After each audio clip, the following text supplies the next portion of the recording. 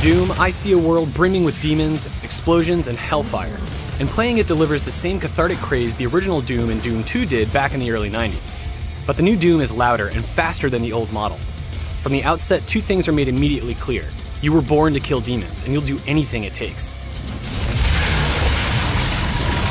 You will wrench countless jaws from their joints and eviscerate the swollen flesh of your enemies between bouts of furious gunfire. These powerful moments carry what, at its core, is a simple game. The cadence of Doom's campaign is unwavering to the point of predictability, as you make multiple round trips between Mars and the depths of hell. It rarely takes an unexpected turn, but any bothersome feelings this gives you are washed away the moment you enter battle. You're equipped with a range of weapons that start simple and grow ever more elaborate. Not all are created equal, but many are formidable, and a near constant stream of upgrades allows you to tweak your favorites in order to give them greater functionality and strength, more cause for attachment to, and wonder in, the power at your fingertips.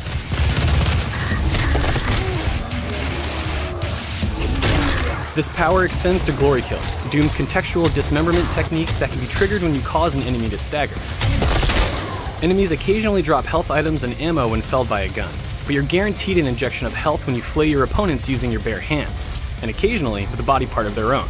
This incentivizes you to rush in even when on the brink, offering hope at the end of a potentially deadly tunnel. Similarly, you can also collect a chainsaw that can rip demons in half as a one-hit kill, which causes ammo to satisfyingly spout from their corpses. Larger and more dangerous demons appear over time, and in greater numbers. As you weave and leap around maze-like arenas to improve your vantage and search for much-needed supplies, you function like a magnet, drawing enemies toward you. Hurting enemies is par for the course in Doom, as it's often the most viable tactic, and it plays into the game's cyclical murderous bliss.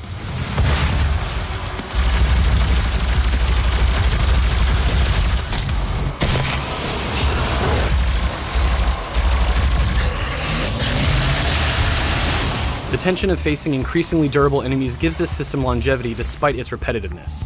To keep up with the ever-growing horde of demons, you must use resources earned for your past feats to modify and upgrade your weapons with new capabilities. This steadily feeds into your brash and violent persona in order to maintain the high of combat in the face of ever-growing tolerance for all things brutal.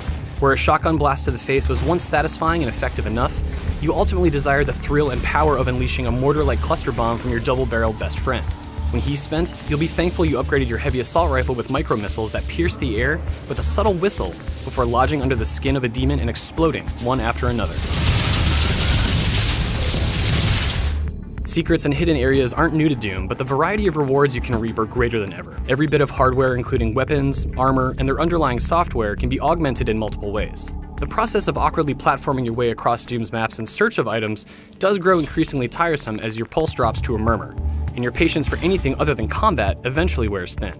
With a flush arsenal and enhanced physical abilities at the end of the game, you may opt to return to previous missions, to find items you may have missed, or to lay waste at higher difficulty levels. But multiplayer awaits those who seek something new. Unfortunately, there's actually very little new about Doom's multiplayer. Its modes are few, delivering the expected assortment of match types, including team deathmatch and domination challenges. And it can be fun to step into the shoes of a demon during a match, but by and large, you won't find much in multiplayer that hasn't been done before.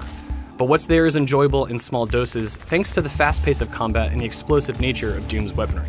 More impressive than multiplayer is Snap Map, a mode that allows you to create and share both multi- and single-player maps online. Tutorials walk you through the steps involved in creating a map, which is already intuitive to begin with.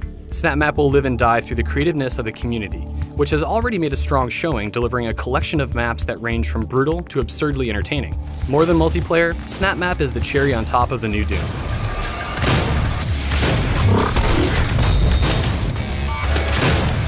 But without a doubt, the loud and chaotic campaign is Doom's strongest component.